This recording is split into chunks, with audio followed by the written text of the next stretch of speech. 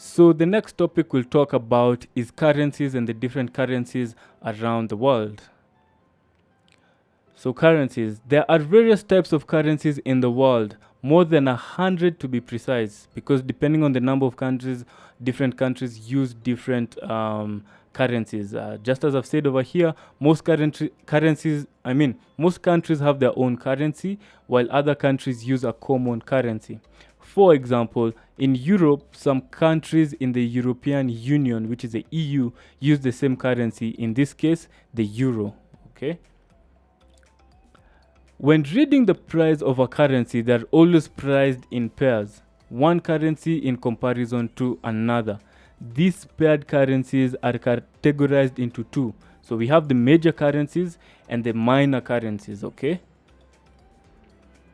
Major currencies. The major currencies are the currencies that are traded against the US dollar. Most notably, the G10 currencies, okay?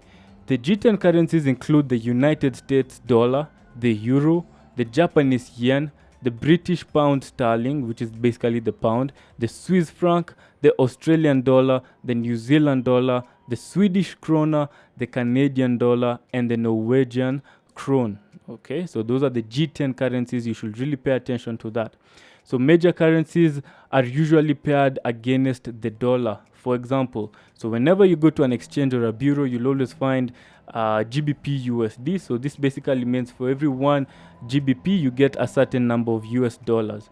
So you can also get Euro USD, USD JPY, which is basically JPY, USD against the Japanese yen, USD against the Swiss franc. So CHF basically means Swiss franc, and USD against the CAD or CAD, which is better known as the Canadian dollar. So whenever you're going to get any major currencies, you'll find them being traded against the US dollar. So if you find something that's of common, there's US dollar here, US dollar, all of them are traded against the US dollar. So these are known as the major pairs. Further on, we're going to the minor pairs. So the minor currencies.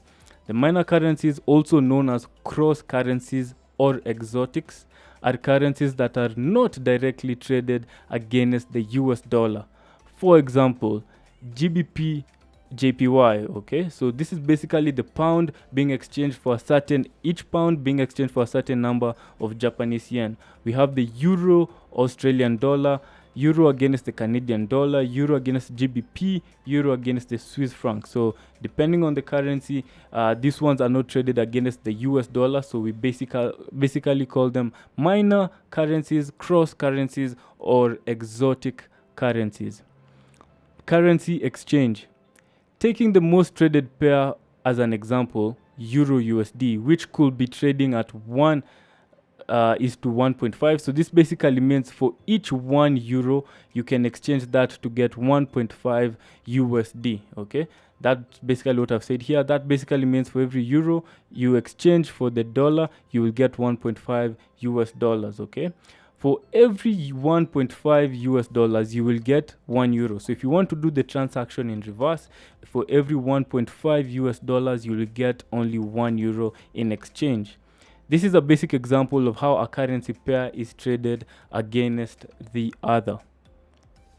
So for example, this is just an image for me to clarify it to you. So for every $1 for every 1 euro you exchange, you get $1.5. And if you want $1.5 exchange back to the euro, you can exchange that and you'll get 1 euro in exchange. Okay, so that's just an image for me to clarify that. I hope that is clear. So the base and quote. So we further break down these pairs, how we name them, okay? So a currency pair is made up of two parts, just as we've seen, the base and the quote. The currency on the left is known as the base and the one on the right is known as the quote. For example, Euro USD. The euro is known as the base and the USD is known as the quote. We call this the quote because most of the time you'll get to understand we normally always read the quote.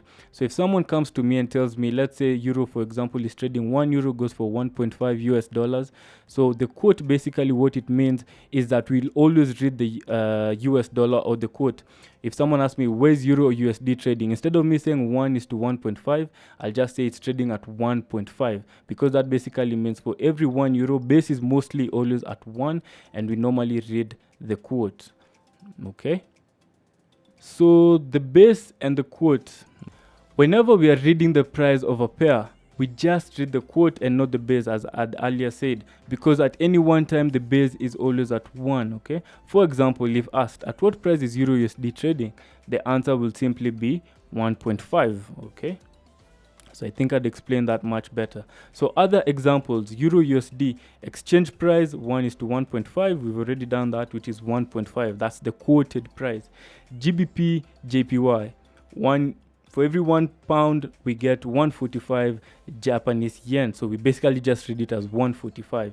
USD CAD 1:1.3, we just basically read it 1.3. That's the quoted price. So I hope you get and understand the gist of what I'm talking about on that one. Hello traders, you have just completed the basics of Forex trading. To advance your trading career, you need to learn advanced technical analysis, risk management, and the psychology of trading. So buy our legendary advanced course and develop these trading skills. As a legendary student, you will get one-on-one access to our mentors, a copy of our course book, over 30 hours of trading content, and you'll get funding of $1,200 to kickstart your trading career. So click the links below to begin.